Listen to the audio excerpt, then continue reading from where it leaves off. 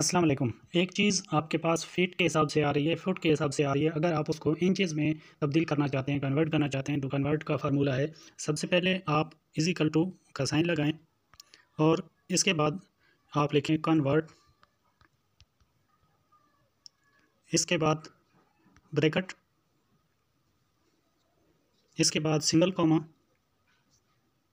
Column और single comma. इसके बाद आपने ये सेल सेलेक्ट करना है, उसके बाद कॉमा, फिर डबल कॉमा और आपने लिखना है फ़ीट के लिए FT। उसके बाद आपने डबल कॉमा फिर लगाना है और फिर सिंगल कॉमा, फिर आप डबल कॉमा लगाएं और आप इसको इंचेस में तब्दील करना चाहते हैं तो IN लिखें, उसके बाद डबल कॉमा और फिर ब्रैकेट ऑफ करें और इंटर प्रेस करें। आपके सामने 660 इंच आ रहे हैं। इसी तरह आप सब पे ये फार्मूला लगा के इनके आंसर निकाल सकते हैं। जैसे कि इस फार्मूले को खींच के आप नीचे तक लगाएं और सब के आंसर निकल आएंगे।